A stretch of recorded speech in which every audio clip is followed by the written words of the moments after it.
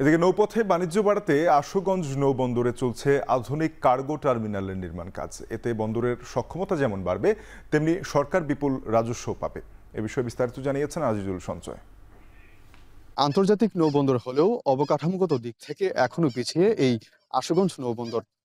এখানে জেটি স্বল্পতার কারণে জাহাজ এবং বাল্কহেড থেকে পণ্য লোড আনলোডে স্বাভাবিকের চেয়ে সময় লাগে বেশি। এতে করে আর্থিকভাবে ক্ষতিগ্রস্ত হন ব্যবসায়ীরা। এছাড়া বন্দরটিতে নেই ট্রাকইয়ার্ড এবং ওয়্যারহাউস সুবিধা। এই অবস্থায় বিশ্বব্যাংকের অর্থায়নে ২১০ কোটি টাকা ব্যয়ে নির্মিত হচ্ছে আধুনিক কার্গো টার্মিনাল। এবং এই টার্মিনালে প্রতি বছর অন্তত ১৫ লক্ষ টন পণ্য ওঠানামা করবে বলে এখানকার যারা সংশ্লিষ্ট আছেন তাদের কাছ থেকে আমরা তথ্য পেয়েছি।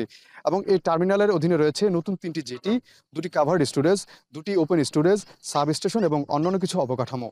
এবং এই প্রকল্পটি চলতি বছরের আগস্টে শেষ হওয়ার কথা থাকলেও কিছুটা জটিলতার কারণে এটি ডিসেম্বর নাগাদ শেষ হতে পারে বলে এখানকার প্রকল্প সংশ্লিষ্টরা আমাদেরকে জানিয়েছেন।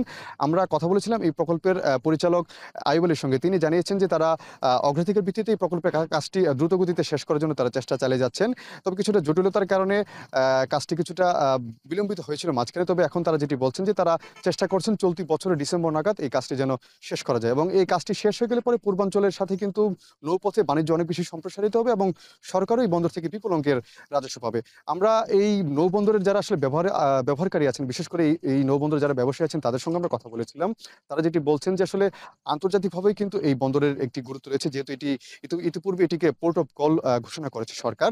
এবং তারা বলছেন যে এই আধুনিকায়ন কাজটি যদি দ্রুত শেষ করা যায় সেক্ষেত্রে এখানকার ব্যবসা বাণিজ্য যেমন গতি পাবে, তেমনি সরকার এখান থেকে বিপুল অঙ্কের রাজস্ব পাবে। তো আমার কাছে এই ছিল আশুগঞ্জ নৌবন্দর থেকে এখানকার যে আধুনিক কার্গো টার্মিনাল নির্মাণ সংক্রান্ত সবশেষ তথ্য।